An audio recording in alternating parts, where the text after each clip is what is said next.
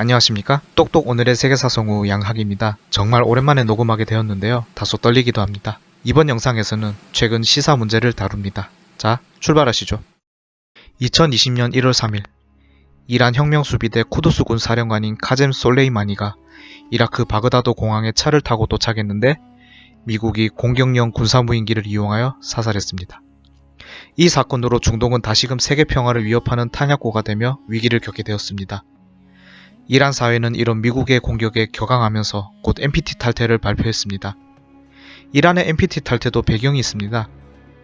또 곳에 이란이 NPT에서 탈퇴한다고 영상을 참고해 주시기를 바랍니다. 이에 질세라 미국도 강경하게 발언하고 있습니다. 이 때문에 국제사회는 미국 이란 간 전쟁이 발발하는 것이 아닌지 긴장하고 있습니다. 그런데 미국과 이란은 왜 이렇게 으르렁댈까요? 사실 많은 한국인이 트럼프 대통령은 북한에만 관심 있다고 생각할 수 있습니다. 그래서 이번에 이란에서 발생한 위기는 다소 낯설 수도 있죠. 사실 미국과 이란의 갈등은 복잡합니다. 짧게 현대사만 본다면 1979년에 발생한 이란 혁명, 긴 역사로 보면 어디까지 거슬러 올라갈까요? 기원전 6세기까지 올라갑니다. 어떤 자리에 가셔서 중동 문제를 언급하시고 싶은 또곳의 시청자라면 지금 영상을 포함해서 3부작으로 올라갈 이란 영상을 보시면 됩니다. 오늘 첫 번째 시간은 페르시아라는 키워드로 이란을 알아보겠습니다. 생각보다 많은 분께서 이란 그리고 페르시아를 이슬람이라는 단어와 같다고 생각하십니다. 잘못된 편견입니다. 이란과 페르시아는 이슬람의 원년인 622년 히즈라를 넘어서 1000년 전부터 이미 존재하는 개념이었습니다. 이란은 유럽 민족의 모태가 되는 유목민족인 아리안과 어원이 같은데 이는 현재 이란 동부에 위치한 이란 고원에서 유래했습니다. 그리고 페르시아는 유럽 입장에서 본 지명에서 유래했습니다.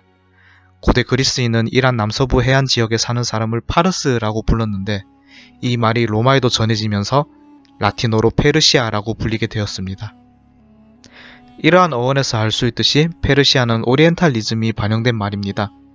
오리엔탈리즘이라는 말도 원래는 유럽의 문화와 예술에서 나타난 동양풍을 의미하는 단어였습니다. 단어 자체는 가치 중립적이었죠. 그러나 20세기의 제국주의 지배와 침략을 정당화하는 과정에서 서양이 동양을 왜곡하여 인식하는 것을 표현하는 의미로 퇴색했습니다. 쉽게 말해서 동양은 서양보다 미개하니까 식민지로 삼는 것이 당연하다는 의미입니다. 영화 300을 보더라도 스파르타를 대표로 하는 그리스군은 근육질 백인으로 묘사했는데 페르시아군은 영화 반지의 제왕의 오크처럼 묘사했습니다. 한꺼풀 까보면 페르시아 전쟁이 발발한 기원전 5세기에는 그리스보다 페르시아 제국이 훨씬 발달했는데 말이죠. 결국 영화 300도 오리엔탈리즘이 반영되었다고 볼 수 있습니다.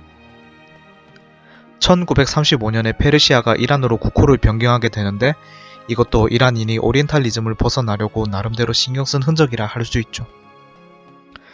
페르시아 전쟁이 발발하기 100년 전에 페르시아 제국을 건설한 인물은 키루스 2세입니다. 이 키루스 2세가 유대인을 바빌론 유수에서 해방되게 한 왕 중의 왕, 고레스라는 것도 역시 또곳에서 다루었습니다. 이란의 역사는 7세기까지 서양의 역사와 발맞춰 흘렀습니다.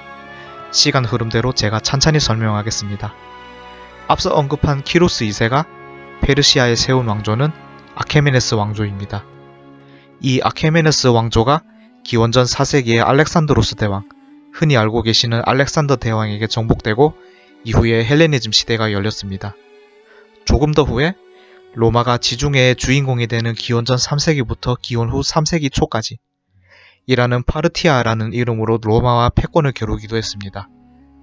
4세기부터는 페르시아의 사산 왕조가 로마의 적통을 계승한 비잔티움 제국, 즉 동로마 제국과 소아시아를 차지하려고 경쟁했습니다.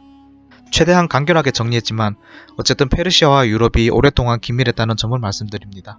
이 관계를 단절한 세력이 7세기에 등장합니다. 바로 이슬람 세력이죠. 이슬람 세력은 이란과 소아시아 사이에 있는 아라비아 반도에 있었습니다.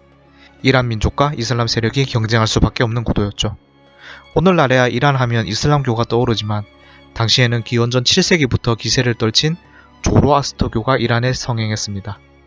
그런 조로아스터교와 사산 왕조도 651년 작정하고 확장해 대는 이슬람 세력을 막지 못했습니다. 그때부터 이란 지방에도 이슬람이 기세를 떨치게 되었죠. 무함마드가 어떻게 이슬람교를 창시했나 하는 내용도 역 히즈라, 예언자 무함마드 메카로 돌아오다 라는 또 곳의 영상에서 보실 수 있습니다.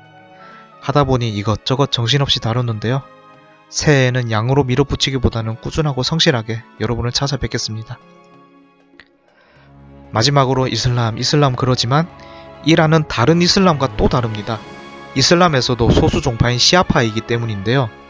이 시아파는 또 무엇인지, 이슬람 내에서 종파 갈등이 왜 생겼는지, 여기서 비롯한 갈등이 지금까지 중동 사회를 어떻게 흔들고 있는지 다음 영상에서 말씀드리겠습니다. 구독, 좋아요, 댓글, 여러분께서 똑똑 오늘의 세계사에 주시는 삼종신기입니다. 감사합니다. 내일은 또 어떤 재미있는 세계사 이야기가 있을까요? 똑똑 오늘의 세계사는 여러분들의 관심으로 만들어집니다. 구독하기 꼭 눌러주시고 댓글 참여 부탁드립니다.